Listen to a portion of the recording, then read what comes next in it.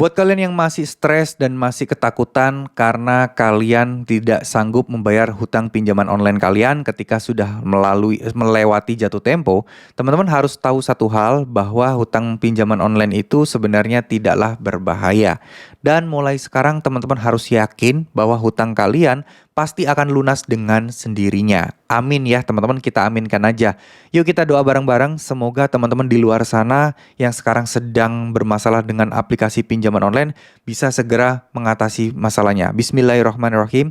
Ya Allah, berikanlah kemudahan dan kelancaran bagi kami semua agar kami semua bisa membayar semua hutang-hutang pinjaman online kami ya Allah, agar kami semua selalu Engkau berikan perlindungan dan petunjuk selalu agar kami bisa lepas dari jeratan hutang pinjaman online. Kami pasrahkan atas segala yang terjadi nantinya.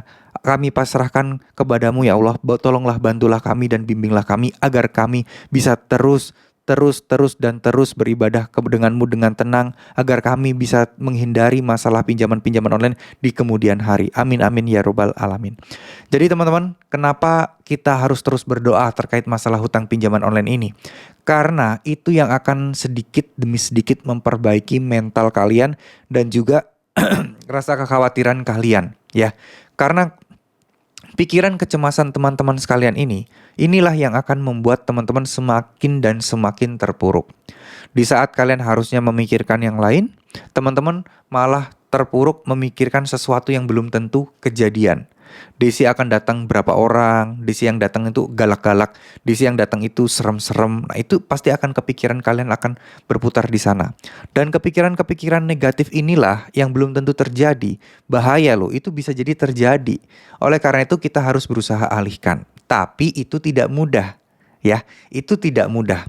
Nah, cara paling ampuh dan paling cepat bagi saya pribadi adalah dengan berdoa. Karena dengan berdoa seperti ini, insya Allah semuanya akan lebih mudah rasanya. Karena kita akan merasa yakin dan itu memang perlu belajar.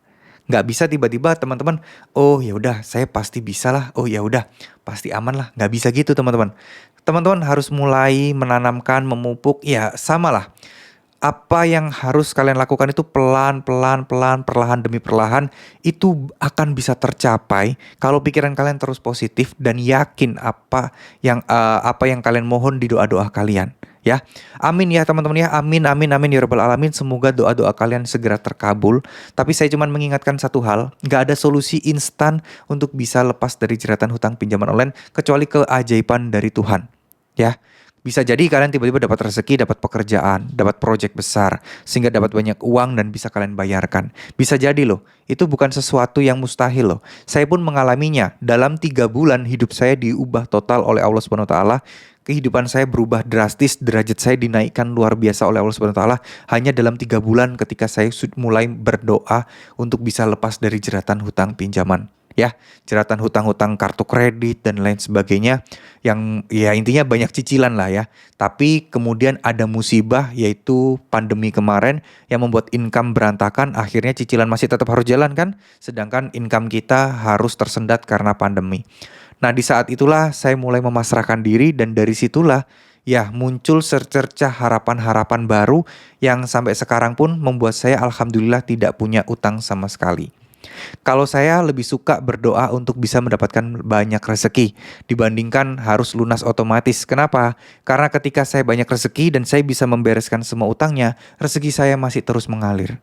Ketika doa saya hanya untuk bisa beres utangnya, ya utangnya beres tapi kehidupan perekonomian kita masih itu-itu aja. Nah, ayo teman-teman bareng-bareng kita berdoanya lebih spesifik lagi. Kita doanya lebih untuk kemajuan bersama ke depannya biar lebih baik lagi. Amin ya teman-teman ya. Jadi buat teman-teman semua, ayo bareng-bareng kita fokus, kita beranikan diri, memupuk rasa percaya diri kita, memupuk rasa semangat kita untuk bisa bangkit dan memperbaiki finansial kita. Jangan mau terus-terusan ditekan oleh pinjaman online. Jadikanlah tekanan-tekanan itu sebagai motivasi, jangan jadikan tekanan itu sebagai beban. Ya, intinya pinjol perdata tidak akan masuk penjara dan insya Allah pasti aman. Itu yang harus kalian pegang teguh. Sisanya ya udahlah, berusaha untuk cuek dan bodo amat. Tapi itu sekali lagi tidak mudah. Harus dipupuk hati dan pikiran kalian agar jadi lebih baik, lebih berani dan lebih berani lagi. Oke, terima kasih. Wassalamualaikum warahmatullahi wabarakatuh. Semangat ya teman-teman, jangan kalah sama Desi Pinjol.